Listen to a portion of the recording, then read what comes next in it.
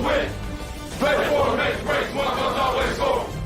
If it hurts, game breaks, no get you, double it up, put on more steam. Protect our kickers, our quarterback, our lead, our ball game. Ball, obstacles, block, cut, sides, do the game, tap, this win it in. Rush it again, we're here for the first leg. Carry everybody, keep it there for 6 minutes. Rocky Top, you'll always be. With Texas coming into the league now, which school has the real claim to being able to call itself UT? There's only one real UT. One right shade of orange. We've got to raise the bar, and we've got to continue to raise the bar. I don't think any of those young men, when they signed to come to Tennessee, they signed to say they wanted to come and be a part of a 7-6 program. They said they wanted to come and compete for championships, SEC championships, national championships. I know that's what I want. I know that's what Tennessee wants. I know that's what the expectation is. So we've got to continue to reassess everything that we're doing and make sure that we're continuing to move the needle in the right direction.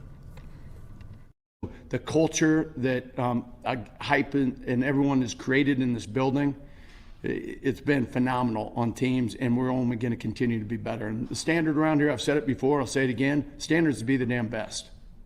And we're never stopping. To be the man, you got to beat the man, and I'm saying, woo, right here. But you know what? Let's talk a little Vols. That is not me trying to take any shine away from the phenomenal channel Talkin VAWLS that my guy Boogie Bentley runs, so shout out to them. But let's talk a little Vols here.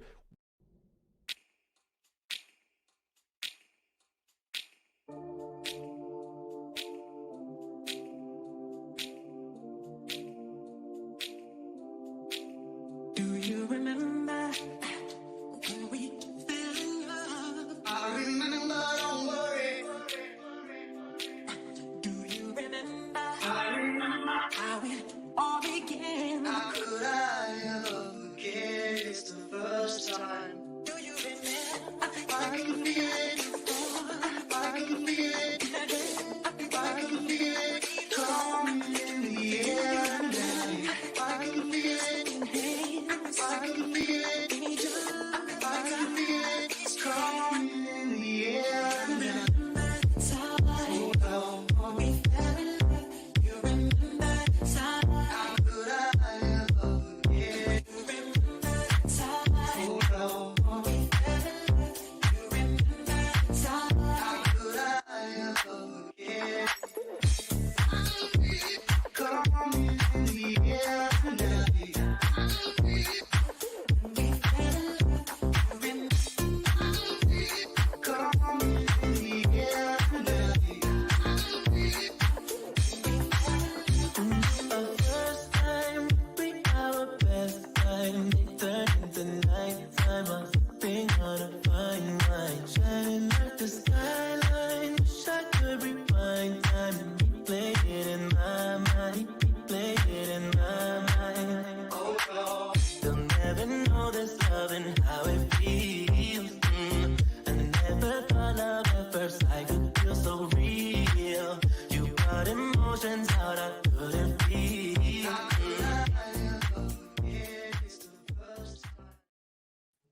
Good Wednesday evening. Welcome to the Talkin VAWLS Network. My name's Boogie Bentley. Joined, I think we should create a shirt that just says Boogie and the Coaches. Boogie and the Coaches should be Boogie and the Coaches. Should be a T-shirt. I mean, we should sell that. I would buy it. I would wear it. I'll buy one. My name's Boogie Bentley. Joined by Coach Jay. Joined by Coach Ross. Boys, it's only Wednesday. Like, do y'all realize it's only Wednesday? And already in this week, we've got a commitment on the offensive line. We've got a commitment in the secondary. And, oh, by the way, we got a national championship trophy sitting in the old trophy case. We got a lot to get into. It was a big weekend of recruiting for Tennessee. Some of the official visits. We talk about closing. We talk about how come all these other schools, kids take official visits and then commitments start popping off left and right. Guess what? That happened this weekend, and also there's some big-time momentum for some of the other guys. We're going to get into it. We're going to break it all down. Speaking of merch, we've also got brand new merch. We will show you that. I was going to ask your thoughts, but the people in the chat that might like this shirt, they don't ever comment. We'll see. We'll get into it. We'll talk about all that and more. But let's see who's hanging out in the chat. You guys do me a favor. Hit the thumbs up. Share the link out. Let people know we're live. We would greatly appreciate it. Shane Mountain was here early. Shane was here at 5 o'clock. You better not go somewhere. Last night, you're in the chat bright and early. Can't wait, Boogie. This is going to be a great night. I never saw you again. Aww. So, Shane, you better still be in the chat. It's good to see you here, my friend. Aaron Duck is here. The early arrivals, as always. Matt Dumit says, go Big Orange. What's up, my friend? Fish and Bean says, howdy, howdy. GBO, Natty. Roger Gerald been a member for 22 months. That's almost 2 years of support. So shout out to Roger. If you don't have a power T beside your name, you can fix that. Hit the join button right beside subscribe. You can do it for $1. That's it. $1. We appreciate it. Roger's been supporting us for 22 months as I've been waiting all day for this. Go Big Orange. So have I, Roger. So have I, and so have the coaches. I can promise you that. Jordan Williams says, GBO, what's up, my friend? Carl, the accountable accountant, is here. Carson is here. Matt Falk is here and says, it's Cruitin time. It's time to talk some Cruitin. Dylan Elam is here. Good old Nate Pruitt drops a $10 super chat. We appreciate that. Door fees are welcome and encouraged and appreciated. He says, let's start this out right. Cover charge, Boogie. Howdy, y'all. God bless and go Vols. We appreciate that. Robert Tuck's here. Tony Canada is in the house. What's up, my friend? Chuck Maines is here, as he is. Pretty sure Chuck turns the lights on. Black Metal Banjo here. Taylor Shoop is here. Says, go Vols, baby. Justin Sanday in the house is what it is, y'all. Blockhead is here. Who else? I'm just going to run everybody down. Shout out to Courtney Holland, Wrestling Council fan. That's a fan of the Wrestling Council coming in to say hello. It's good to see you in the chat, my friend. Jason's here. All right. I like this one. I like this comment. Colin Vol says, no substitute for Talkin VAWLS. Shout out, Colin. We appreciate that. There's some pretenders, but there's no substitute. Mark Wilson, member for 37 months. Mark's an OG. Mark was here when we used to just talk on Skype and record it and post the audio. So shout out to Mark for the long-time support. Dylan Elam for 2 says, porch fee, Taco Bell's getting expensive. Taco Bell challenge coming soon. I'm not sure. Angry Titan for 5. The OG of the door fee says, since you called me out for not dropping a door fee on the last one here, Boogie. Shout out, Angry Titan. Look, that's what we do around here. We bust each other's balls. We have a good time. Papa J for 5 says, door fee, champs and chumps can't beat it. LOLGBO. Shout out, Papa J. I guess let's start there. Look, we don't cover baseball, but we are Tennessee fans, right? It's an everything school. How about Danny White tweeting this out? Tennessee Athletics says the rise continues on Rocky Top. We are not done yet. Peyton Manning putting out quotes talking about how Tennessee is going to do it in other sports. Danny White says we're not even close. We're not even close to where we're going. Coach Rice, I know you wanted to talk about baseball. What'd you think about that? Natty, man, history. Drink it in. Hey, we've been due. Tennessee Athletics has been due for something great to happen for years. You know, we went through a lot of turmoil in every sport.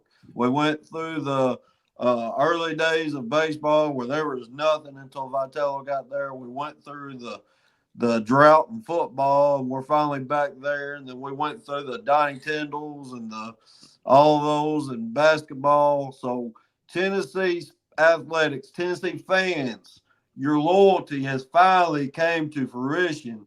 And we finally had something positive happen on Rocky Top. And, boy, we get to plant that flag and plaid and orange on Rocky Top, like John Wilkerson said. And let's just say I was screaming and running around the house Monday night. So happy for a national championship. And, hey, just shout out to Hunter Inslee from my hometown of Huntington, Tennessee. Making the Matrix slide, the best best slide I've ever seen in my life. I like the call where he's like, the national championship, even though they're wearing black. Is clad in big orange. It's classic.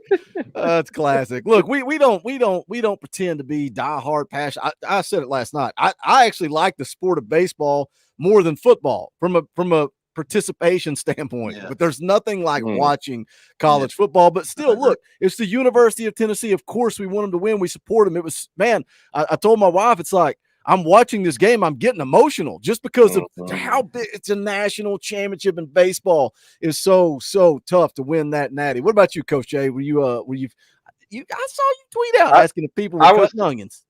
I got emotional over it. I'll tell you what. I know Coach Rice will get my back. I know anyone who coaches understands this. Like when you get a team, and I've talked about it on this channel before, when you get a team that will fight for that guy next to them, like with everything they got, and that plays for their brothers on that team, that's when you get something special. I think this team was the pinnacle of that. They did not want to let each other down. You could see it. They fought so dang hard from each other when the chips were down. They just kept their chin down. They bit down, and they got tough, and they made big time plays and big time games. Man, you think of everything Dreiling did. Man, just incredible.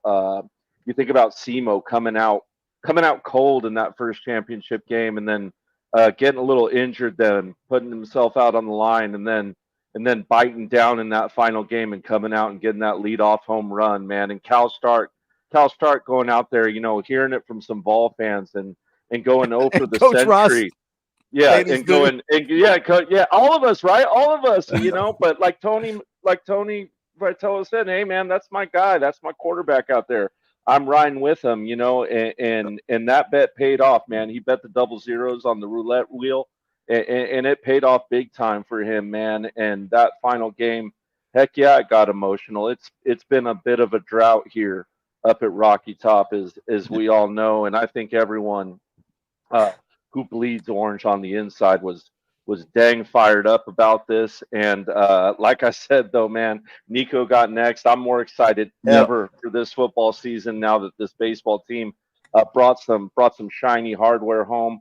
I'm excited about it, man. I'm ready to end this recruiting season like Hunter Ensley sliding into that plate, man, and just touching that plate for the top 5 class.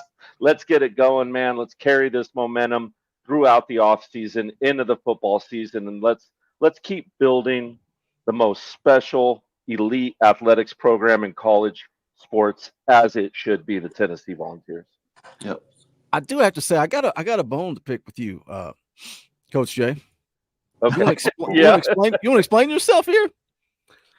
Oh, yeah. After. Yeah. No, it was. Hey, you hanging out with my buddy Dave Hooker? Hey, listen. I'm going to out myself right now. Coach Jay has been on every volunteer media out there since we won the championship, strutting like Conor McGregor down the aisle, saying hello, champion to everyone, and just making sure everyone knows, hey, we're a football channel, but that don't mean we don't love all the other athletics here at the Talkin VAWLS Network. We certainly bleed orange here. I mean, you could tell the truth. I hit you up. I call you up and tell you where to go and where to be and who to talk to. That's what I do. Allegedly. I don't know. That's what I've heard. All right. We got so much to get into, but I do want to blast this out and show you guys, all you lurkers in the chat. We got over 200 people watching live right now. 207 people watching live right now on the Talkin VAWLS Network. And guess what? It's the freaking end of June, midst of recruiting season. Y'all are here to talk some Cruitin. Is Dauber in the chat? No, Dauber's not in the chat. Look. Some of you guys come and hang out. You watch the show religiously. People have come up to me in public and said, "Man, I love your show." And I'm like, "What? Like, what's your name in the chat?" Right? Like if I met some of you, like if I met BM Banjo in public, and he's like, "Yeah, my name's John," I'd be like, "Who?" And if he's like, "Oh, it's BM Banjo," I'd be like, "Freaking Black Metal Banjo, what's up?" Some of you guys watch the show and you never say anything. And you know what you're called? You're called a lurker. So we dropped the merch. You guys demanded it. You guys wanted it. So the Talkin VAWLS lurker shirt is here. You can see the little clip there. You love Talkin VAWLS, but you never jump in the chat. So here's your merch. It's the Animal House College font. It says Talkin VAWLS Network underneath it. It's clean. I love it. Kevin did a great job with this one. You can see we got the hoodies, we got the tank tops, we got everything. For the ladies, I know Mrs. Coach J, if I don't put a racer back in there, I get yelled at. But they also got a new women's tank. those are clean. I like the way those look. Different color schemes, whatever you guys want, you can get in where you fit in. We also dropped the Knoxville, Tennessee shirt. Not a lot of people, I've not talked about this as much, but it's checkerboard design. Looks like Waffle House to me, but it's orange and white, so I'll take it. Bonfire.com/store/Talkin VAWLS. That link's also in the description below, so you guys can go check it out. But let's jump into it. Let's talk a little Cruitin. I knew Papa J was going to be like, hold on, I'm John. Shout out John. Papa J always in the chat. I'm reading the private chat. All right, we got a show to put on, boys. We got a show to put on. Let's talk a little Cruitin. It was a big week for the Vols. Got a couple of commitments. We're going to start with this one. 3-star corner Trey Pettit commits to Tennessee. Yes, I know Rivals.com has him as a 4-star. I don't put a lot into Rivals, don't put a lot into ESPN, but I do put a lot into this coaching staff and their evaluations and the guys that they choose to target. So he committed earlier this week. He had over 20 offers. You look at the offer list: Michigan, Florida, Nebraska, Michigan State. His dad, Hank, played in the NFL for, I think, 9 years. So he's got that NFL blood in him. And then also it's like, okay, well, he played in the NFL. Can he coach? Yeah, he can coach. He coaches corners at Iowa State. His son, Trey, said, I can't really separate coach and dad. Like, I don't want to be in that. So opened up his recruitment, ends up at Tennessee. He was here for the Georgia game last year. He was back in town in the spring, then took his official last weekend. And like we talked about earlier, coming out of the weekend, man, kids are just popping off and committing, whether they're trending, whether they're in the boat, or whether they're unofficially in the boat. Coach Jay's got a couple of plays we're going to look at, so I'll throw it to Coach Rice first. I know you've watched some film. You've looked at Trey Pettit. What do you think about his game? He's very instinctual. He's got that football IQ. He plays free. That's that coach's kid. He knows where to be at all times. Seems like he's around the ball all the time. Plays both sides of the ball. You can see it in the film. Does some things on special teams. Just one of those guys that you want to put in position to be around the ball. And whether it be on offense, whether it be on defense, and obviously Tennessee's recruiting them as defense, just a long, very quick, very physical guy that I see as one of those corner dogs that will get in your face and let you know about it, not let the wide receivers get off the line with them step by step. I think he's got some room to grow, of course, as all high school guys do. But a guy he plays basketball, just very, very athletic guy that we're going to be able to mold into one of our great defensive backs. Hopefully, with a little coaching from Coach Banks and Coach Martinez.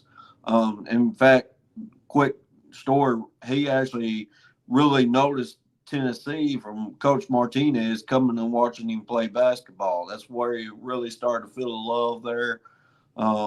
And so ever since then, he came on campus.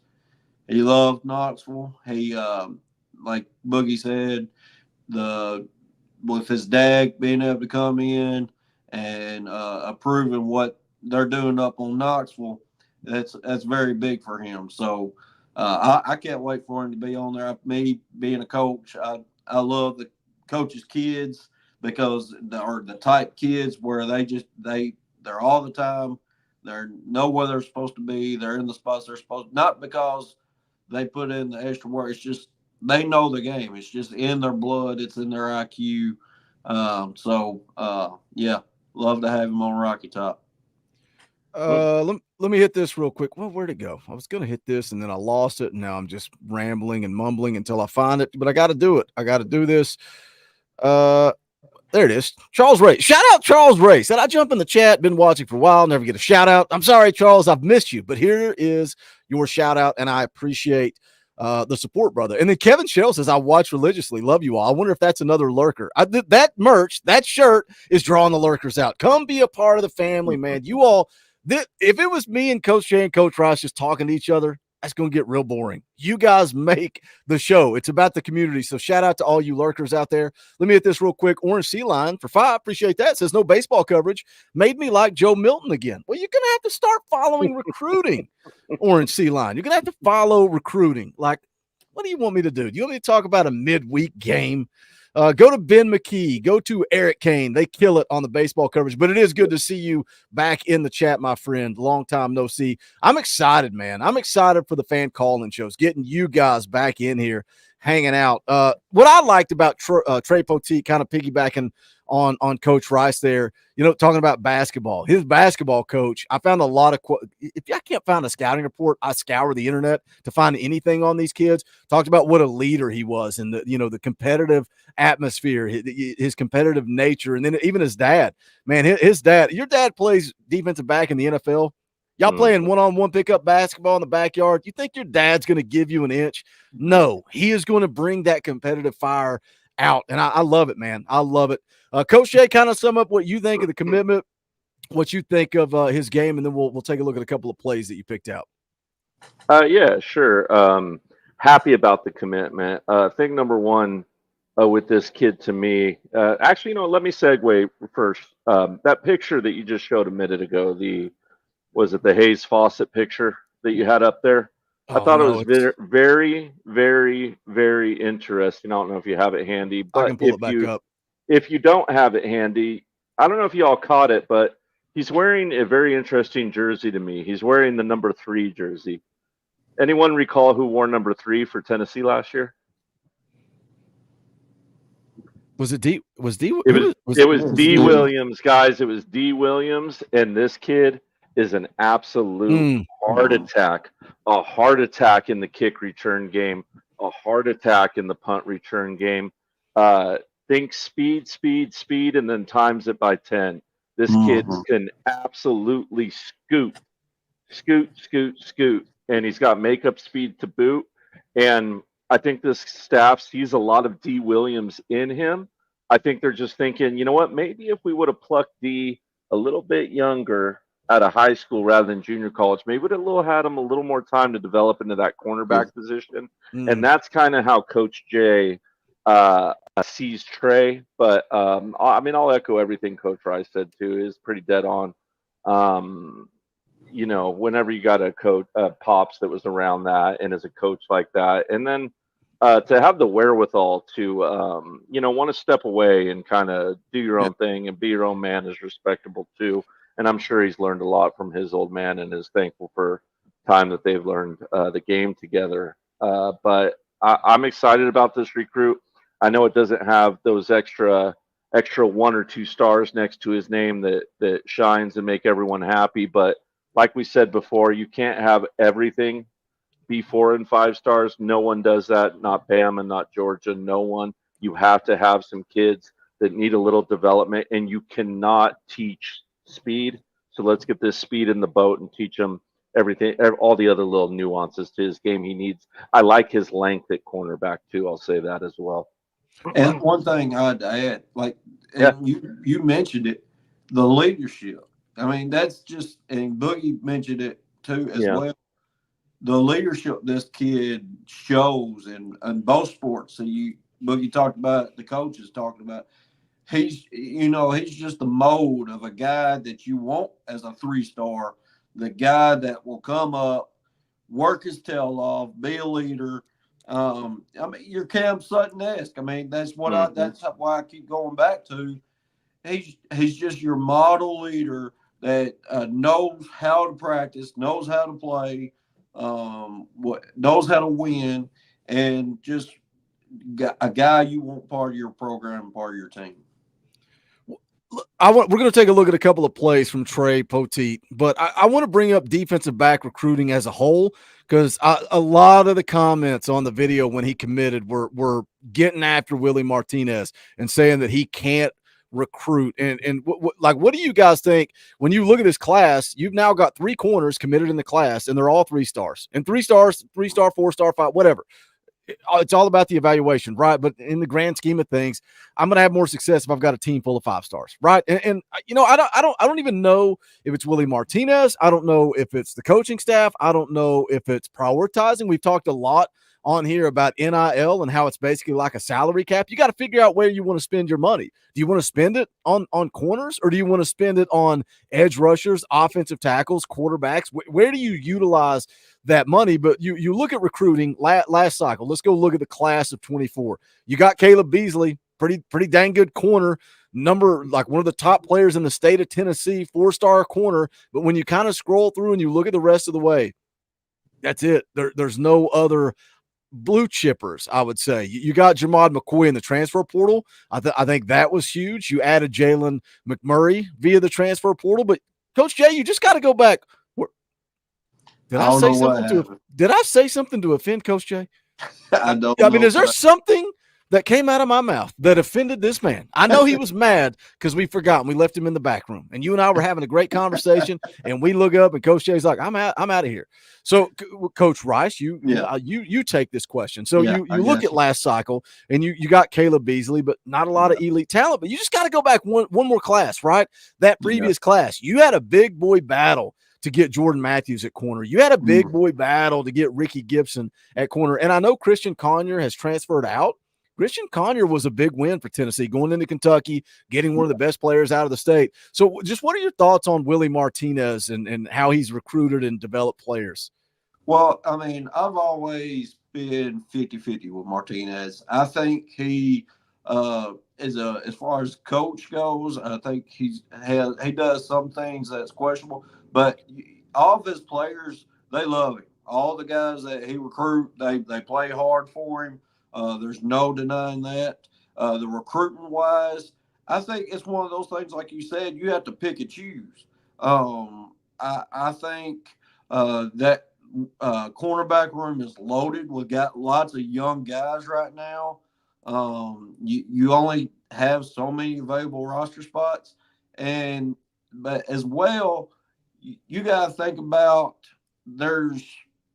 you got Jalen Matthews,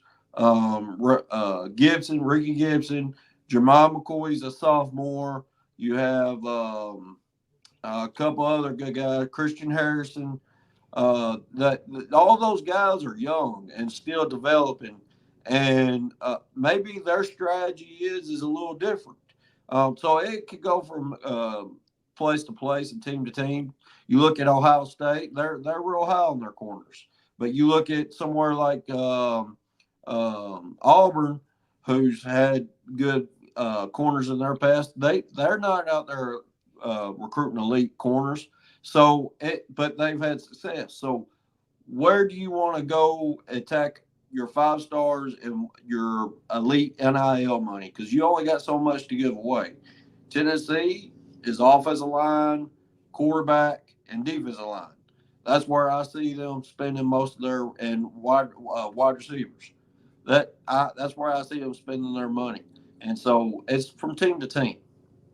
Let me catch up with the chat, then we'll get Coach Jay's thoughts on that. Dave Morrison for 2 says he's a part-time lurker. I don't think you are. Dave, you're in the chat all the time. I'm not going to allow you. I mean, you can buy a lurker shirt, but I'm not going to allow you to call yourself a lurker. You're in the chat all the time. I recognize your name and your face. Nicholas has been a member for 20 months. Appreciate that. Adrian Wells been a member for 15 months. Man, guys, I say it all the time. Probably get tired of hearing it, but the members, you guys drive this. Does Coach Jay hate memberships? Does he hate? Is that what it is? He hates custom Talkin VAWLS emojis? Because Adrian Wells has been allowed to use them for 15 months. Apparently, Coach Jay hates custom Talkin VAWLS emojis. No, I say it all the time. But you guys, you're the heartbeat of this channel. You are why I can get on here and make videos every day. You are why this live stream is happening. I would not be jumping on a Wednesday night in June without the support from the members. You can hit the join button beside subscribe. It's $1. That is it, just $1 a month. If you give a little bit more, we do fan call-in shows. That's why Coach Rice and Coach Jay come on and host the show, because they killed it on the fan call-in shows. Rocky Top Tom, same way. X Factor, same way. Good old Nate Pruitt's been supporting us for 21 months. Guys, we appreciate it. Kevin Sherrill also becomes a member of the channel. He went from lurker to member, and now he's going to be an active part of the chat. So shout out Kevin for that. Coach Jay said, give me 2 minutes. He's on the clock. Put him on the clock, Coach Rice. I got you. 6:30 on the dot. All right. Ricky D drops a $5 super chat. Shout out, Ricky D. We appreciate that, brother. We can call an audible. That's what we do around here. We'll call an audible. Let's move on to Douglas Utu. And well, Coach Jay's back. What did I call him? Are you back? Are you good? Are you okay? Did I say something to offend you? All the internet in the whole house. So I don't know. I don't know what the heck it was. I don't know if it's this 100-degree weather we've been having. I really did curse myself by calling it a cold summer so far 2 weeks ago. Yeah, attaboy. Well, it was 96 here today. 96 in East it was 100. So it's been consistently like 98 or higher the last few days. So yeah. Well, let's jump into a little film breakdown for Trey Pettit. Coach Jay sent me a couple of plays. One of you guys asked for this. One of you guys in I think it was the Facebook group or a comment or something said, "Can we get some film breakdown? Can we get a live film breakdown on the newest commit?" So Coach Jay going to take a look at a couple of plays here from Trey Pettit, 31-second mark. If you go watch this tape, what Coach Jay was talking about earlier in special teams, his first play on this tape is a house call kickoff return. The speed that he shows. But what do we got here on this first play, Coach Jay? It's all over this tape too. If you watch it, it's like 12 minutes, and I dare say 5 to 6 minutes is just like punt returns and wide receiver long touchdowns and kickoff returns. Kid is just straight fast. But what we got here, Talkin VAWLS faithful, is the old I almost called that a wishbone. Let's call it a flex bone, Coach Rice. Call it what it actually is. Yeah. Let's call you offended the offensive coach. I know. I was like, he's like, oh, I'm about to go to California and start a fight right now. But we got the flex bone here. We got the H back at the bottom of the screen, going to motion from the bottom to the top of your screen. You got Trey lined up on that X wide receiver to the top of the screen. Looks like we got about, can't really see if it's second in 11 or 10 or third and 10. Kind of hard to see that. They're in a nickel right here, but I'll tell you right now, Coach Rice coaching this offense, he's licking his lips right now looking at this nickel because it is some kind of sloppy. Look at the bottom of the screen or the weak side of the screen. Just look at these cornerbacks and safeties kind of out of their sorts here, and we get a little misdirection or put someone in conflict here. Any offensive coordinator is feeling pretty good about this. I think Trey's a little nervous about the wide side of the field, and even though he's playing, inch technique or in phase or whatever you want to call it with that X wide receiver, he's kind of cheating on that instep a little bit, isn't he, Coach Rice? I think he's kind of thinking, I want to squeeze this if they counter or come wide, squeeze the edge. I don't like kind of my defense's position, and maybe he feels like he needs to do a little bit more than just his job here, which he kind of does in a way. When this play kind of runs out, that tailback that's in motion is going to leak out into a drag, and the X wide receiver is going to run a seam here. The safety that's over Trey, that's sitting at about the we'll call it the 48-yard line, is going to fly down and try to cover that leak out. But if you want to just kind of give me that leak out, and then you'll see Trey give us a quick jam on the X wide receiver, which I like, and then just pause it maybe a couple seconds here. You'll get that jam, then you'll get the leak. You'll see that safety. There you go. See what happened? That safety came down and Trey spotted it. And all of a sudden he thought, oh, crap, my other safety is out of position. And all of a sudden, look, that seam, look at that safety. Well, now, hold look on. at that. Yeah. What are these two guys doing? I don't know. What are they doing? I have in my notes, literally, it is the worst, ugliest nickel defense I've ever seen. Thomas Jefferson would be pissed off at this nickel. I wouldn't pick this nickel up off the floor. Thomas Jefferson would be pistol fighting this nickel defense. That's how much this nickel defense is ugly. But you'll see this X wide receiver gets a step on him. If Boogie lets us run and pauses at about the 46-yard line, you'll see the step that he gets on Trey right here after the jam. Look at that. Boom. He's beat. Burnt toast right now. But guess what? We talked about it, man. Speed kills. Speed, speed, speed. Boogie, let it run. Let's check out this speed right here. I'm sorry. I have like a page of notes, and I was like, I can't talk about this the whole time. They're going, let's watch the stud on our team. Let's watch the stud. Yeah, check this out. He's gonna do something cool. Like, look how bad he was beat, man. and then just picks. Was the pass a little underthrown? Sure, but just to make that up right there is tough, man. I mean, just opens up. Oh, look at that. Man, that last, let's call it from the 45-yard line to the 38-yard line. Man, that last little burst of makeup speed right there is something special, man. That's that Boo Carter erasing mistakes type speed. Once again, I don't know what's up with the formations at Wisconsin. I don't know. They've been watching like Wisconsin block too much. Or Badger football too much. I don't know what's going on. I guess I was calling this a bunch to the top of the screen, Coach Rice, with the Z coming across. That Z wide receiver that's starting in motion towards the bottom of the screen is going to go on a wheel route. They're going to fake the counter to the running back, and the Y and the slot wide receiver are going to kind of run a post to a drag. And right here, safeties once again caught out of position right here. Boogie, let's give about 2-3 seconds and talk about what's going on right here. I don't know if they've circled Trey yet, but there you go. All right, we're going to get this fake. They're going to run the wheel route, and you see the drag, if you could highlight the drag, and then behind him, they're running a corner route right there. Yeah, very good. Corner route. So right here, they've got a safety in conflict, right? This is what Coach Rice, any offense coordinator, dreams about, right? You got one defender, you got two wide receivers. Man, this is awesome. This is beautiful. You have to honor the deeper route. As a safety, or a cornerback, it's easier to come forward than it is to come backwards. Once this quarterback commits his throw, he's going to go ahead and pop that and check out the closing speed once again. Speed. Speed's going to kill. Let's check it out. Boom, boom, boom, boom, boom, boom, boom, boom, boom, boom. Barely stops the first down. Very, very, very, very good work. And that's big right there, man. You force a 4th and inches. Offense has either got to go for it and we get a chance to get back on the field, or they got to make a tough field goal. We always talk about it, man. These little things are the inches we need on the football field. I like the very decisive nature he made, like very, very intuitive to where, and that's that coach's knowledge. That's that IQ of, hey, I got to play back, then let the play come to me, go forward, go make the tackle, good form tackle, and stop him. He knew where he's supposed to be, knew what he's supposed to do. He can't be two players in two different spots. So that's what you love to see. Do either one of y'all know what his 40 time is? Somebody asked me what his 40 time was, and I have no idea. You can see he's what does Coach X say?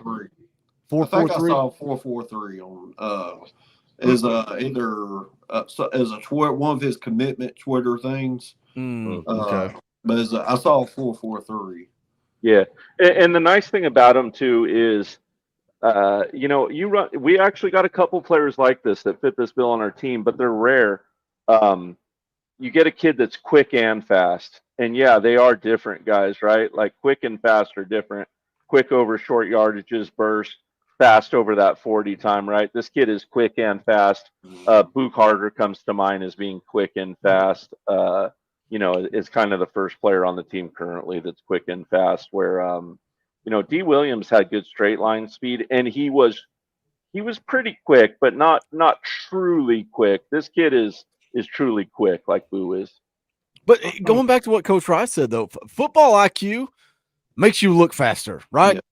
Like how many times we talk about Elijah Herring last year, and Coach Jay's on here he's taking one step in the wrong direction. He's taking one false step, and that makes him look slower than molasses, right? So football IQ can make you look even quicker. Let's talk about another commitment we got this week, and this was a big one, man. This one, when I saw that AP put out the Vols are trending for Douglas Utu. I said, man, I've not been talking about him enough.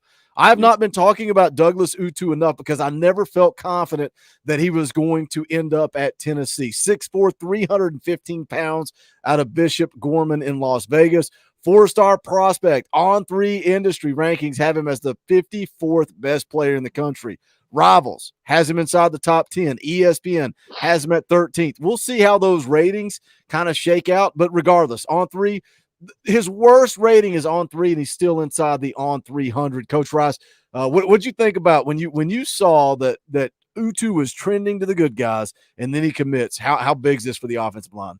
Oh, it's massive. It's no, we've been talking. I know the VolQuest guys have been talking as well.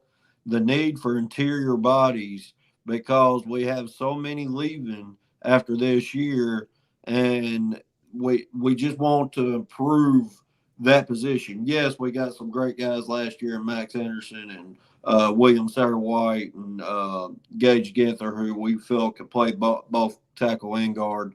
But just improving that depth. And this guy is a road raider. I can't wait.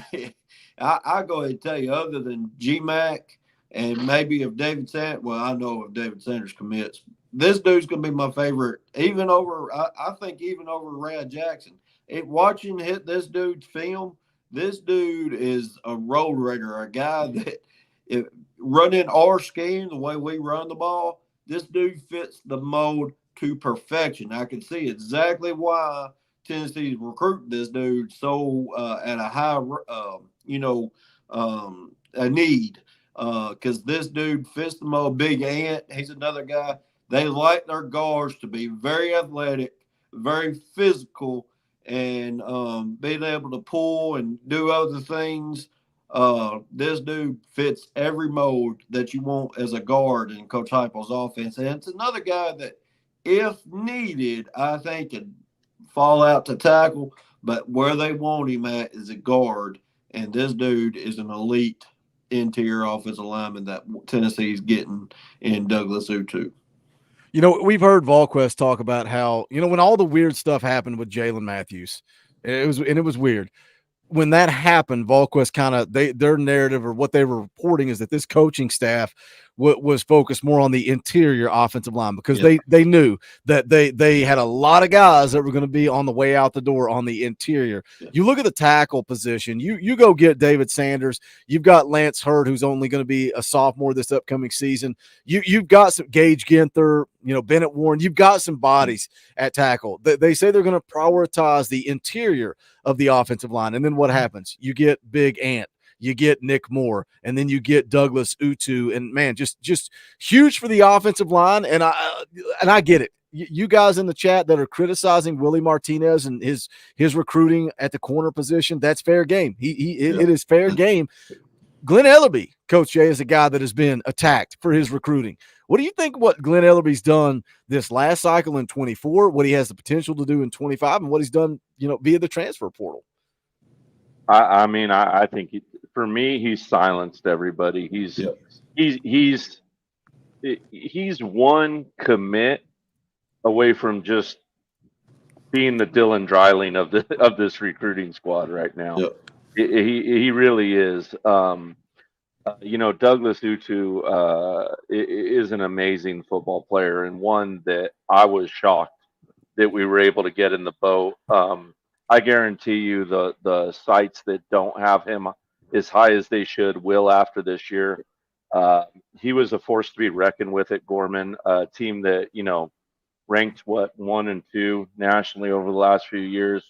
They're one of those teams like we talk about that go everywhere and play everyone, whether it be, your big Texas team or your big Baltimore team or your, big modern day team out west, whoever you want to say, IMG. And he's a force in those games. He's nimble. Whenever you're going to say that about a kid 6'4", 315, he is straight up nimble. He's unusually athletic. He's physical. He's smart. He can play in pass pro against super fast. He's one of the only guard bodies I've ever seen that I wouldn't like the matchup, but I wouldn't be that nervous against someone like as fast as James Pierce. And I know those are big words, but he's that dang nimble on his feet, guys. As a guard, that's special because it can erase that 0 through 3 gap pressure, and that 0 through 3 gap, especially 1 gap. You know, that A gap pressure is the most dangerous kind of pressure for a quarterback. You saw it in that bowl game on the play, that little slip screen to Dylan Sampson. That A pressure, all you can really do is escape backwards as a quarterback and hope something good happens. I'm excited about this commit, man. Like I said, we're one away for it being really, really, really, really special in the future on the offensive line here. Exciting stuff, awesome stuff. I was freaking pumped when I heard about Douglas Utu. I'm glad both of y'all were as shocked as me. I was kicking myself saying, why have we not been talking more about him? But that's it never felt like a realistic opportunity that we were going to land in. We got almost 250 people watching live on YouTube. Shout out to you guys. Almost 400 people watching, whether you're on Twitter or Facebook. We appreciate you guys tuning in. Do us a favor, hit the thumbs up, share out the link, put it on Twitter, Facebook, Instagram. Let somebody know we're live. Let somebody know this is the place to talk about Tennessee football. We talk Tennessee football all day, every day, right here on the Talkin VAWLS Network. If you're new, like if you just rolled in within the last few months, man, you are in for a good time once the fall season rolls around. We do fan call-in shows. So Coach Fries get giddy and went down the wrong pipe. Once the fall rolls around, every Sunday night, we do a fan call-in show. That's where you guys get to come on and hang out. And it's so funny because we work so hard to put on a good show on Wednesday nights, on post-game shows. And our realtor said, yeah, a friend of mine listens to the show. She said her and her husband tune in every Sunday night, and it's their favorite show that you do because you guys have a voice. There's no other place. Can you imagine? VolQuest, Brent Hubbs going, all right, we're going to let all you psychopaths in the chat.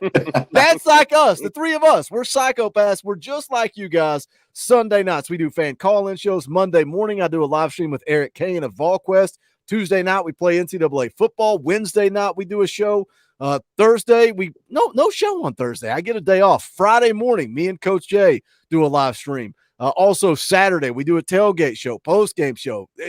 Business is about to pick up, and I can't wait. So make sure you guys do hit the thumbs up, share it out, all that good stuff. Eric B. Jones, he's been around here for a long time, says, what's up, guys? It's great to be a Tennessee Vol fan of the 2024 Men's College World Series National Championship. That's right, Eric. Drink it in, brother. We are national champions. I'm here for it. I love it. I know these guys do as well. I know you guys in the chat are celebrating as well.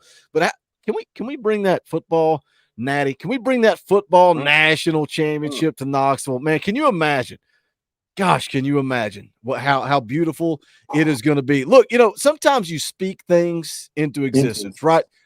Well, I'm talking about merch, but we're speaking of national championship into existence as well. But I don't even know where it came from. Where did Boogie and the coaches come from? We've been wanting to put out a shirt that just says Cruitin. It just says Cruitin because the three of us get excited about Cruitin. We love Cruitin. We love talking Cruitin. That's what this is all about. Boogie and the coaches, what are they doing? They're talking Cruitin. That's the new shirt. There you go. New shirt. We were looking for the slogan. We were looking for the slogan to go under Cruitin. We got that Coca-Cola themed cursive writing for Cruitin. That'll be the next merch to drop. Cruitin, Boogie, and the coaches. So that'll be coming your all's way sooner rather than later. Shout out to Kevin. You guys want to know how business works? That just popped off, 20 minutes ago? I texted him and said that's the new shirt. Get your butt to work. Shout out to Michelle, the ultimate lurker. Drops a $20 super chat, says thanks for the shirt. Michelle's claiming that lurker shirt. She is the ultimate lurker, calls herself the queen lurker on Tuesday nights. That's an Orange Boy. We'll play the clip. Rocky Top!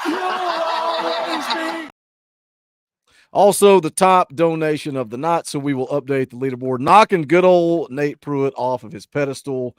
So shout out to Michelle. We appreciate the super chat. All right, let's watch a little film on Tennessee's latest commitment on the offensive line, Douglas Utu. This is a sophomore film. So, he's already played a junior season. I don't know why that film's not out there. Coach Rice, you didn't do your job. I know. I let you down, man. You never let me down, I, brother. You're here. I had a little things come up, a few things come up today, but I got you. You are here, and we're going to break it down because it's only 59 seconds. So we're just going to roll through this, and we're going to improv. We're gonna fly by the seat of our pants. So let's take a look at the first play here. You can see him highlighted on the right. I love this play. Coach Rice, we were watching before we went live. You said, "Yep, that's the play." What do you like about what you see in this play, other than the obvious? Literally, yeah. All you gotta do, fans, just watch and admire. Obviously, in this offense, Bishop Gorman, they have him at tackle. That is not till his junior year they actually move him to the interior. I think there is a few plays later on in the sophomore year they move him to the guard, but this dude. Just watch this first play, and then we'll talk about it and just take it in because this dude is a road raider. Go ahead and play it, Boogie.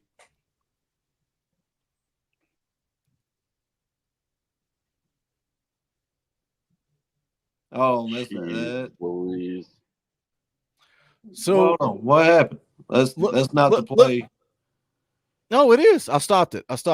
Oh, there it goes. He goes all the way. He finished. Yeah, there it goes.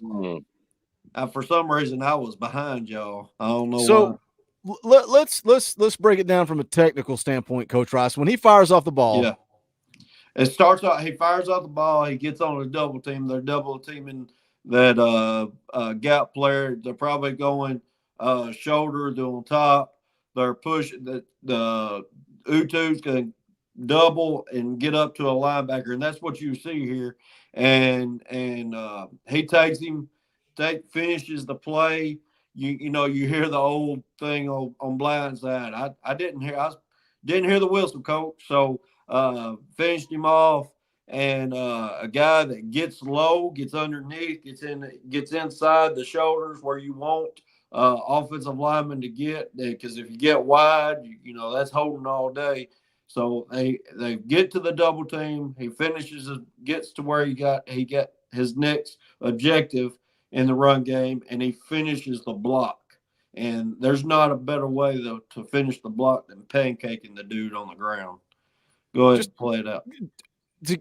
I'm derailing the conversation, but because you're talking about double teams, right? It's a numbers advantage. You can fire off and you take advantage, and that's what Josh Heupel's offense is all about. Is a numbers advantage. Split you out wide. If we've got the numbers in the box, then we can go 2-on-1. That's how we create holes, and that's why we don't have to go out and drop a bag on a 5-star running back, because we are going to try to give ourselves the advantage. So, both of you guys kind of jump in on this. How much does Josh Heupel's offense open up the running game because of that? Look, if we've got the numbers advantage, we're going to go 2-on-1, and we're going to take advantage of that. If we don't, we're going to throw the football. It's massive. I mean, that's Coach Heupel's scheme. Wide splits, spacing, and you're creating run lanes. With Coach Jay and I and Boogie, we talk about gaps. Well, those gaps get bigger when you have these wide splits. The offensive linemen splitting out wide instead of 1-foot gaps, they're 2-foot gaps. And that means the defensive line, as a defensive lineman, you have to respect those gaps. And so you have to play your assignment. Well, when they get wider, they get wider. And so it's the same thing with the wide receivers. If they get wider, the cornerbacks and safeties have to get wider. So that's what we talk about.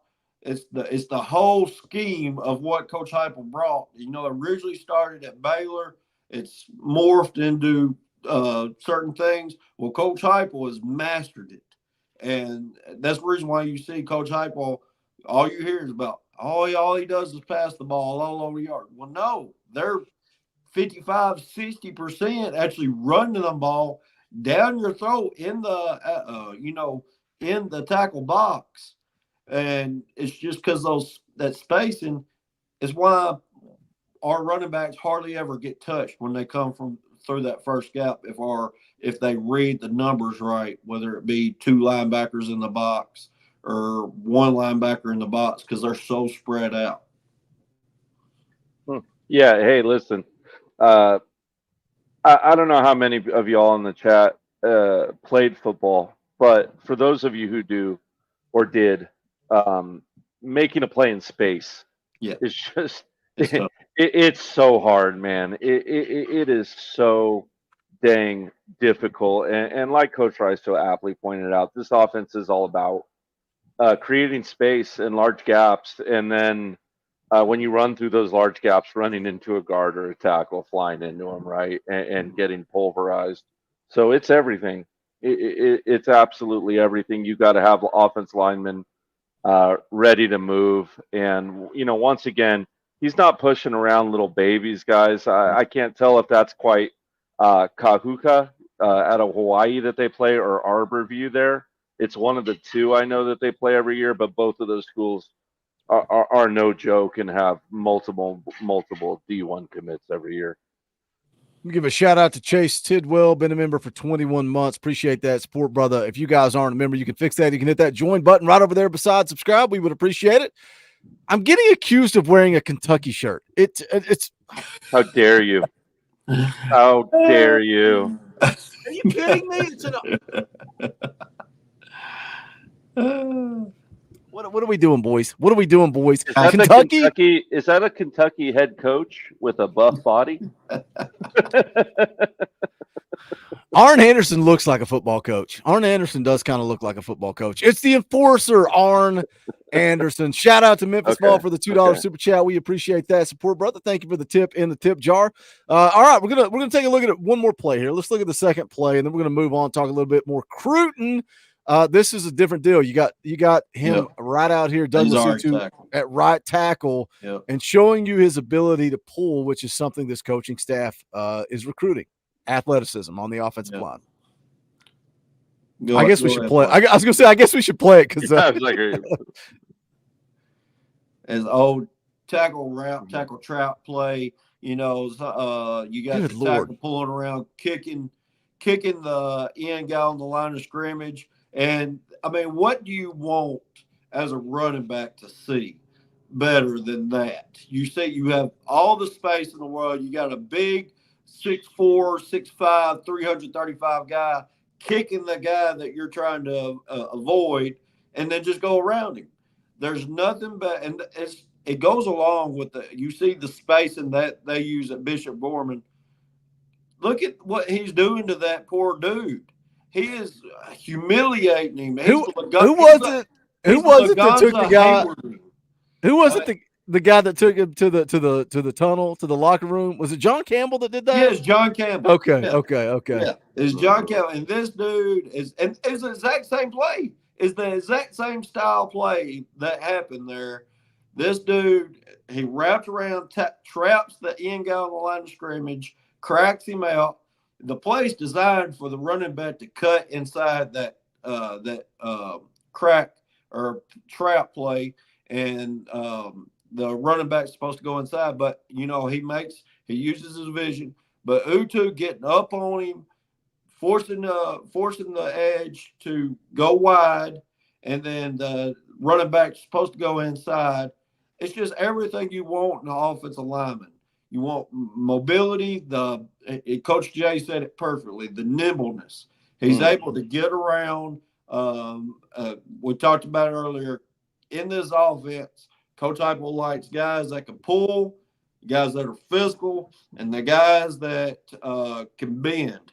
And this dude can do all three. And I think he's plus in run blocking at this point.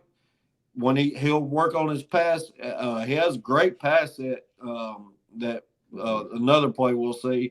It's a little quick throw, but he gets out of his set real quick, gets his shoulder square with the defensive lineman, and puts him in a place where he can't go left or right. He's pretty much blocked off there. So just a great get on the interior offensive line that Coach Heupel has brought in. Coach Ellerby is bringing to Rocky Top. I totally let you down because I already killed the film.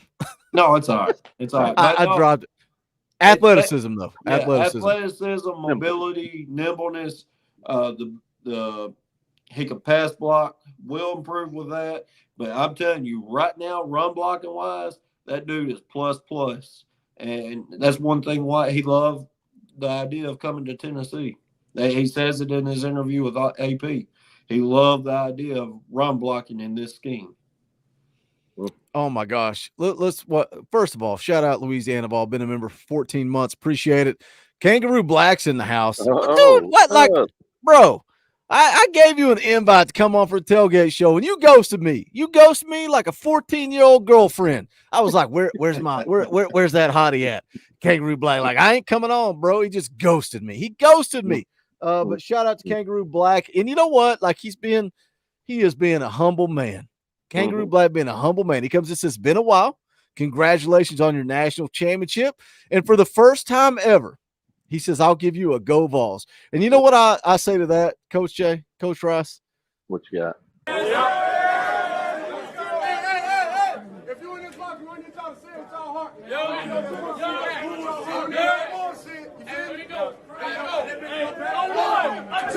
A one, two, three. We don't give a damn about the whole state of Alabama. Whole state of Alabama. Whole state of Alabama. We don't give a damn about the whole state of Alabama. We're from Tennessee.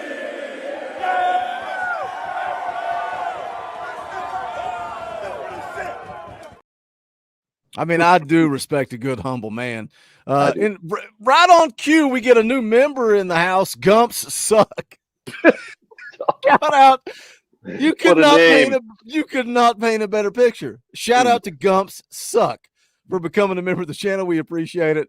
By the way, Kangaroo Black, I hope you appreciate a good joke. I appreciate you coming in, dropping in. Maybe this upcoming season, we can get you on for a tailgate show, midweek show, something. We could do something with you, man. I'd love to have you on.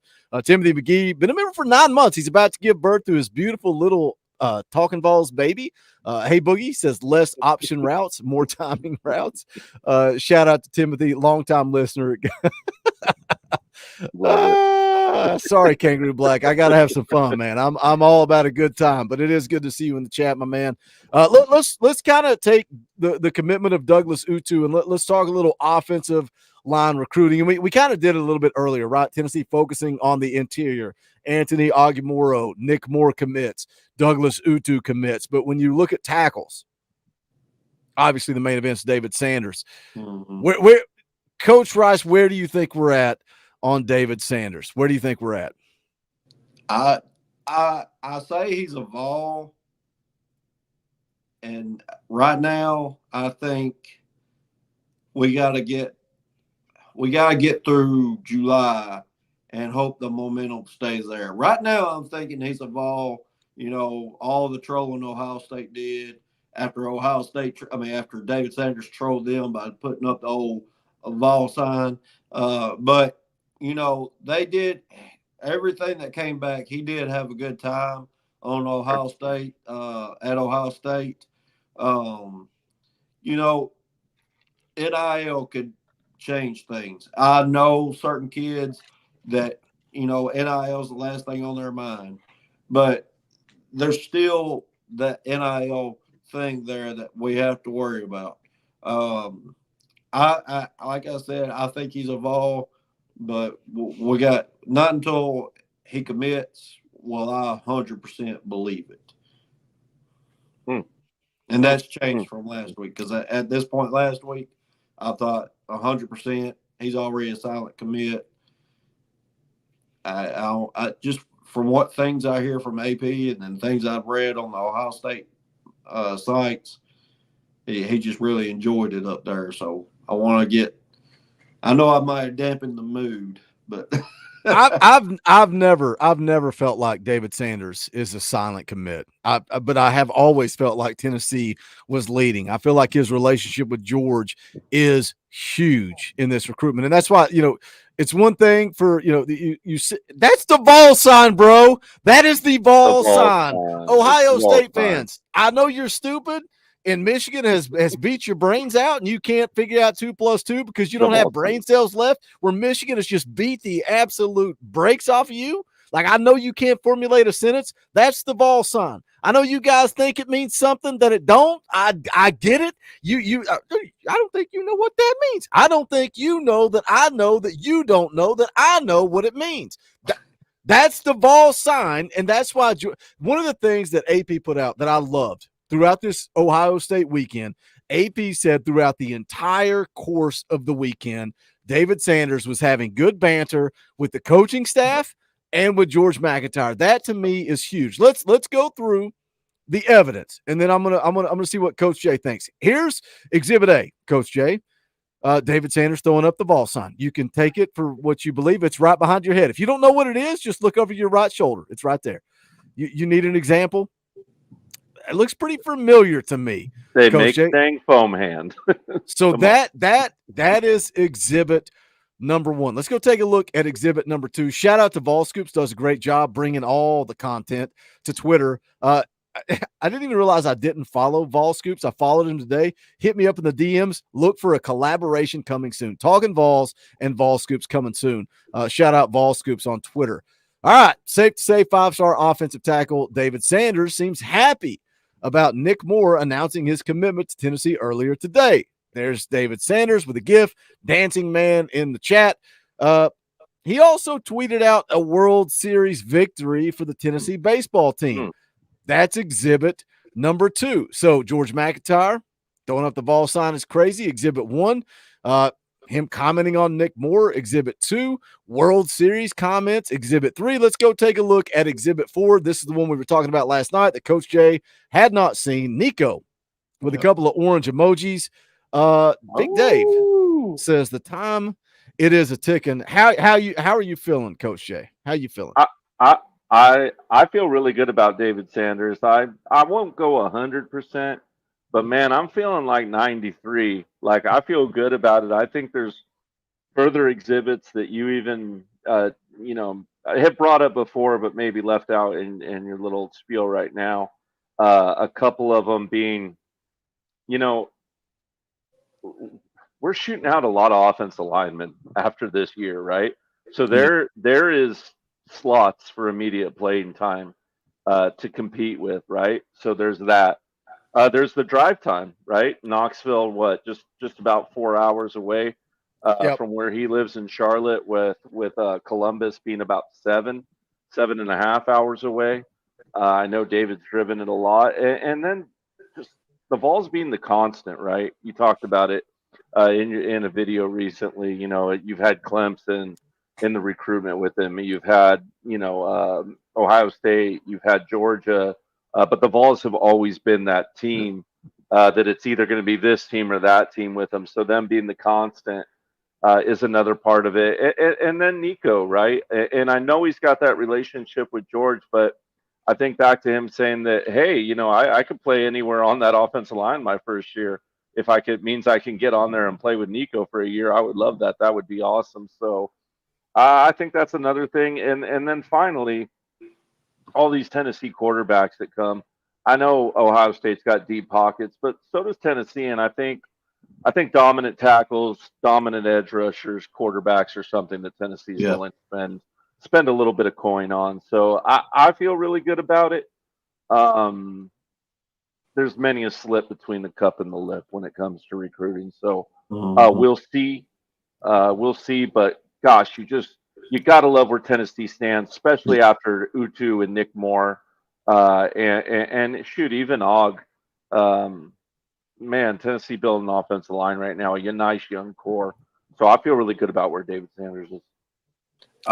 I'm laughing because look at the top comment. look who's tagged in the top. I probably wasn't far behind. No, I love it. I love when you guys tag me. Somebody's apologize. No, it was Nelson. He's like, dude, I'm sorry, I'm blowing you up. I'm like, no, always tag me. Always tag me, always DM me, always let me know, because I don't want to miss anything. And I was actually talking to Nelson earlier this morning about David Sanders. We were kind of going back and forth, and he was showing me some tweets from Ohio State fans and Ohio State media basically saying, look, it's all about money. Tennessee's put too much money out there for David Sanders. That's the only reason we're losing him. When they start forming that narrative, Coach Rice, that means we're in a good spot. Yep. And I like I said, I didn't want to put a damper on anything. I've always thought he was a Vol. I said it last week. I just think Ohio State made a good showing last weekend. But don't get me wrong, I still think he's 100% Vol. It's just you got to fight off the high. These are 17-year-old kids Their minds can change at the whim. So his relationship with G-Mac, his relationship with Coach Heupel, Coach Ellerby, Nico, evidently, they're all Nick Moore. They're all massive. And, getting on to the offensive line, another guy we haven't talked about is Jacoby Ward. AP still thinks we would take him, even with bringing in Douglas Utu. So you're talking about 4 interior guys. If we bring in Jacoby Ward, David Sanders, and one of Josh Petty or Juan Gaston, do I think those 2 are a push? Yes, but do we really see Tennessee taking 6 offensive linemen? Well, that's a large offensive lineman class. The big haul. I was listening to VolQuest. They do their live streams, then they clip them up and put out videos. Yeah. And I was listening to a video where they were talking about recruiting, and they were talking about Juan Gaston and Josh Petty. I feel like Josh Petty is such a long shot, but AP says this is directly from the horse's mouth. He said this is a different recruitment. He said wouldn't shock me if he picked the Vols, but wouldn't shock me if he picked Georgia Tech. Most still have FSU. So when I read that, I'm going, Tennessee is still very much in it with Josh Petty. And then talking about Juan Gaston, AP continues to put out the narrative that Juan Gaston is quiet, and he's like this unicorn where nobody really knows what he's going to do. And a lot of the national media think it's Georgia, but he doesn't talk. He's quiet. He plays his cards close to the chest or vest. I don't ever know what these sayings are. I always screw them up. It's chest or vest. Good Lord have mercy. Like you said, Coach Rice, how many offensive linemen are you going to take? But you going to fault Glenn Ellerby? No. We're off to the races. When we have quarterbacks like Nico and quarterbacks like George and quarterbacks like Brandon, and we've got an elite offensive line in front of them, I think the 3 of us idiots could run routes and probably be open. We match the offensive line with what Rodney Garner's done with the defensive line. We're off to the races. You think about it. We're losing 6 guys in this offseason. We're losing 6 offensive linemen.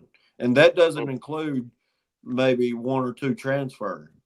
Yeah. We're losing Dane Davis, Jackson Lampley, John Campbell, Javonte Spraggins, Cooper Mays, and there was one more. I was writing them down. I couldn't get to all of them.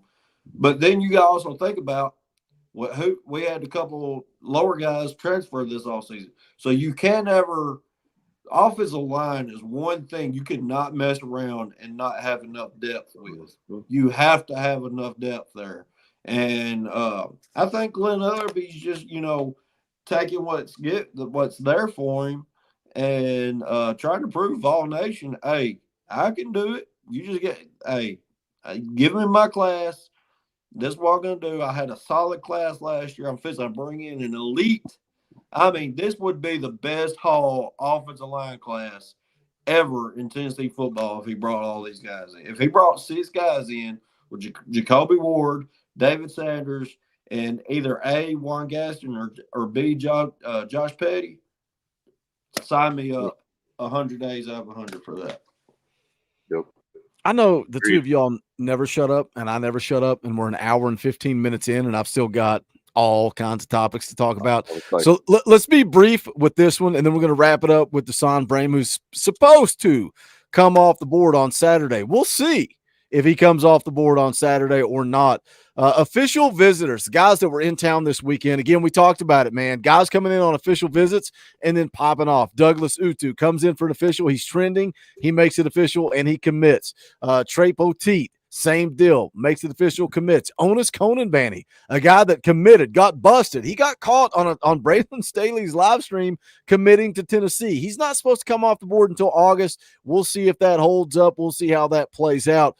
Coach Jay, look at this list of guys that were here officially. Is there anybody that you want to talk about, you feel like Tennessee moved the needle with? And we'll all take a guy and then kind of move into Desean Braam. I mean, I know I talked about wanting to do it Travis before, and I do, but I hope we moved it with Shady, man. I really want Shady Hayward. I think we did enough to bring him back. And Shady, if you're watching, you are committing on my anniversary. And I know it's Oh, your birthday, God. but it is my anniversary Oh. that day. All right. So, all right, everyone be quiet real quick. Don't tell Miss J, but I expect to be covering you committing to the University of Tennessee. And I'm probably gonna get in trouble that day for doing it. So if you don't commit, I'm gonna be busted. All right. So come on, Shady. Don't do me dirty like that. She's gonna be pissed. Oh, man. Go Vols. Oh, man. You know what I say to that, though? Like, it's kind of a tie. Okay, yeah. Yeah, because when you Feel hit that. I somebody, feel that. like the feeling of knowing you hit them in front of their family, and then you just lay them out, you just be like, oh, yeah. I'll tell you what, boys. I don't know what to think about Shady Hayward. I love him. The video that I made about him last week, that was a sales pitch. When I was talking about Shady Hayward is violent, Shady Hayward is physical, Shady Hayward is the best safe. It was a freaking written out, drawn up sales pitch of why he, don't anybody quote me on this, could be the next Eric Berry. He could be the next Eric Berry. He has that kind of talent, man. I think he is a game. He's the guy that if he commits, I'm like, our secondary, him, Boo Carter, Marcus Gorey, Jermod McCoy, Ricky Gibson, boys, we're locked down. Our secondary is elite. And yes, we need more depth and we need more bodies. But Shady Hayward is the guy. And I talked to his uncle before the official, and I talked to Shady after his official visit to Tennessee. And I still have no idea where he's leaning. But I'd let him know how much we want him, how much I want him here, how much you guys, how much the chat, how much we would love Shady Hayward if he came to Tennessee. And yeah, he was riding the visit high, right? Georgia made the big move. They're out front. And then it was South Carolina. Then it was Florida. It sounds like it's really Georgia is probably Tennessee's biggest competition. We'll see, man. July 27th. He can break my heart like Jalen Matthews. Nah, if he doesn't end up at Tennessee. I hope so. You feel you got that confidence? I just got that gut feeling he's evolved. I don't know why. I just think everything as far as where he was before, how he was so hit or miss with these other visits. And then, Tennessee having that last visit, I think it sets the bar to where Tennessee's the one to beat. I mean, I just don't think. I think Georgia just came in a little too late on him, and I think Tennessee. Tennessee was the first big offer, and so I think that's just massive for Shady, and I really do think he's evolved in the end. I hope so. We're going to cover that commitment live on air. I know it's July the 27th. I don't know that he's put out a time yet. Man, oh man, we need him. What about you, Coach Ross? You look at the list of official visitors from this past weekend. Who sticks out to you that you, man, think Tennessee maybe moved the needle with, or you think's a priority? Anybody on this list that sticks out? Well, there's a couple guys there. I think Travis Smith, we made a good move there. I think it's between us and Georgia. I know some people on some sites would say Alabama. I do think it's between us and Georgia. I saw where Georgia got a 4-star wide receiver today. Does that impact his recruitment? So I like our chances there. If I'm calling today, I do like our chances of Travis Smith. But the main guy I want to talk about is Marion Dye. I think that dude is – I think that dude's a ball. I really do. I think his official visit went really well.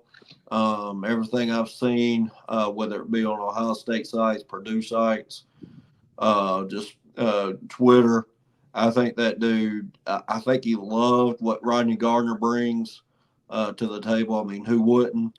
And the availability, he's one of those guys that is very versatile. I think he could end up more at the strong side defensive end more than edge. But this dude, I think in this class, we don't have many, edge. Unlike other classes, he'd be with him and oh, what's the other dude's name? Jalen Lofton. He'd be our only other edge guy or our 5 technique guy. So it's a guy that I would love to have on Rocky Top because I think his versatility in the defense, especially on the defensive line, would be very, very big for Tennessee's defense. Yeah, he's kind of like Douglas Utu. He's a guy that I don't think I've talked enough about. I think especially when Isaiah Gibson started to pop up, and it's like that's an opportunity. He's off to Georgia. Zion Grady was a guy, dude. That I'm planning our 4th of July plans with my brother around Zion Grady committing. Like I'm basing my 4th of July, and then he ultimately ends up at Ohio State. So I think Marion Dye becomes a big time priority. He dropped his top 5. It was Purdue, Ohio State, Florida State, Tennessee, Georgia. Sounds like it's Vols and Ohio State. Austin Price has kind of said keep your eye on in the in-state schools, see what happens there. Yeah. Do you think, Coach Jay, that we're having – I don't even want to call it a lack of success at the edge because look how deep we are at edge. Man, we are Marionic Trench deep in the edge position, man. Like you just aren't coming in there and starting off the bat. That's just off the table. I don't care if you're Isaiah Gibson or whoever. You can be whoever. You're not walking on to Tennessee and starting this year or next year over the current kids we have there. It's just not happening. So yeah, I do think so. I think we will get. I don't want to. Not a complete lull. I think we'll get good edge talent in this draft. I just think next year we'll kind of get that elite blue chipper again that maybe will escape us due to playing time this year. For sure. That's kind of where I'm at too. And listening to Coach Ross kind of rattle off some names there. Travis Smith is a big one for me. He's going to commit on July the 13th. It's just been weird because the narrative has kind of been, can Tennessee pull him out of the state of Georgia? But then Alabama kind of slides in the mix. But if you listen to his interview with VolQuest, he says it's Tennessee and Georgia. Yeah. That makes me think that Tennessee is winning out in this one. I like where they're at with Travis Smith. Onus Conanbanny is another one. Again, just the fact that he got busted committing on a live stream. Does that make him mad, right? Does it make him mad that leaked out to the public and people know not supposed to come off the board till August? We'll see what happens there. But who's next? Who's the next player to come off the board? It is an elite tight end, 4-star tight end. He's a top 100 player, Desean Braam, the only tight end in the class that this coaching staff is willing to pair with Jack Van Dorsey. Why? Because there are 2 kids in the class of 26 that are elite prospects at tight end that Tennessee is in a good spot for. So they're being selective in this class of 25. But you pair Desean Braam with Jack Van Dorsey, I think you were in a great spot at the tight end position. 6'4", 225 out of Kansas.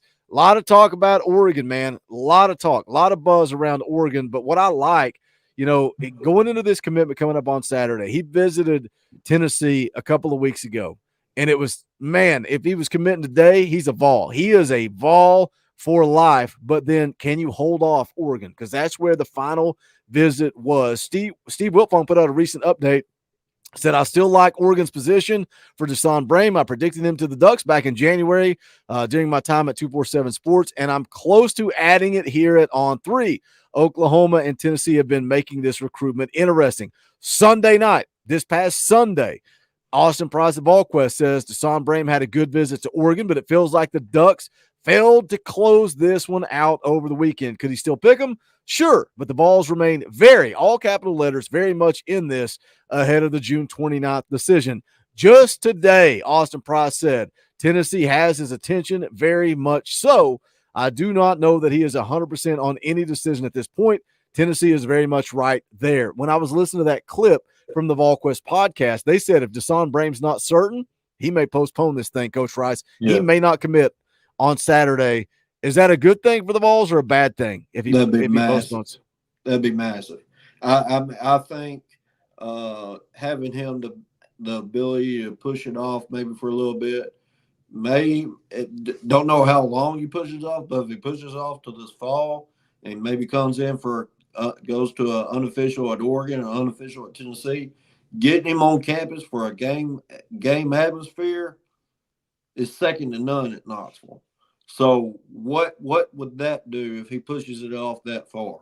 I do think we have a chance, even if he don't push it off. But I just think that's just so tough, beating Oregon when he's coming off that final visit and they already were the perceived favorites going into it. Yeah, I agree. Time would be welcome with this commit, but you like the swing that Tennessee took with this kid. You certainly like the swing they took with him. I was happy to see him get named to the Polynesian Bowl, something Tennessee's had deep roots with over the last few years as well. So I kind of feel like there's that brotherhood connection there as well. But a good-looking kid, absolutely. And I think Tennessee's pushed in all their chips and done all they can with this kid, man. And that's all you can ask for sometimes. So I didn't like where we were before. I think we both named him to Oregon. I'm not so sure now. I'm maybe saying 60-40. So I think Tennessee's made a nice little push there. We'll see if we can't get a hit on an 0-2 count. Yeah. The plan right now is to be covering that live on air on Saturday. We'll see if Desean Braam goes through with the commitment. But if not, we'll postpone that. But if so, we will be covering it live right here. I think Tennessee's very much in it. I think it's worth covering. We're undefeated, boys. We're undefeated. Yep. Go ahead, Coach Rice. I got just last player. I just wanted to throw a quick notch in real quick. I was looking at some of the Georgia website. Jaden Perlotti looks like he's all Vol. Yep. He looks like he's a Vol. He just hasn't decommitted and flipped yet. The Georgia moderators, they all feel like he's a Vol. It just hasn't came to fruition yet. So that's a positive. Good. I mean, that's a top 150 guy. That's a top 150 guy at linebacker, which is kind of a position kind of been sketchy this cycle. Not a whole lot of buzz around the linebacker position. So if you can flip Jaden Perlotti, and look, I get it. If Georgia is over recruiting him, doesn't really matter. I don't care. He's still an elite talent, type of talent we need at Tennessee, and that linebacker room is continuing to get better and better. Over 220 some people watching live. Appreciate you guys tuning in on this Wednesday night. Almost an hour and a half live stream talking all things Cruitin. Be on the lookout, man. Be on the lookout for the Cruitin shirt. I may drop it tomorrow. That's the design right there. Boogie and the coaches. I love it. I love when things organically come together. Cruitin, Boogie and the coaches, Talkin VAWLS Network. I like it. The Lurker shirt is also out. Bonfire.com/store/Talkin VAWLS. Somebody said, Boogie, can you explain what this Patreon account is all about? There is a link in the description to join our Patreon. And the whole reason we set this Patreon up is for EA Sports College Football 25. It is about to drop in July. We're going to have an online dynasty where you get to hang out and play against us in that dynasty. It is limited spots. So if you want to be a part of it, go to the Patreon. You got to join at the EA Sports College Football level. Some of the teams have already come off the board. Tennessee has already been picked. I know Texas has been picked. Oregon has been picked. I think Ohio State has been picked. We do that on Tuesday nights during the NCAA streams. Come hang out on Tuesday nights. We auction off team picks, but it's going to be a good time, man. I'm looking forward to it. But regardless, if you don't want to pay for that, we appreciate any and all support. If you guys just show up, hang out, and smash a thumbs up, it is greatly, greatly appreciated. What do we got coming up next? Hopefully Desean Braam on Saturday. If not, Tuesday NCAA night. We're going to kind of wing it. We're going to kind of wing it until we get to fall camp. But guess what, boys? Right around the corner. The last day of July, fall camp kicks off. That's when things go full steam ahead. Once fall camp kicks off, we'll probably go live every Wednesday night. We may throw a morning stream in there. Definitely going to throw some fan call-ins there. So just stay dialed in. Make sure you're following us on all platforms of social media. All those links are in the description as well. Make sure you're following Coach Jay and Coach Rice. But that is going to do it, man. This was a fun one. I enjoyed it, even though Coach Jay got his feelings hurt and he left the show twice. We still had a great time talking a little Cruitin. Boogie and the coaches, Talkin VAWLS football recruiting. For Coach Jay, for Coach Rice, my name is Boogie Bentley. This is the Talkin VAWLS Network. We love you guys, and we love the Vols. GBO.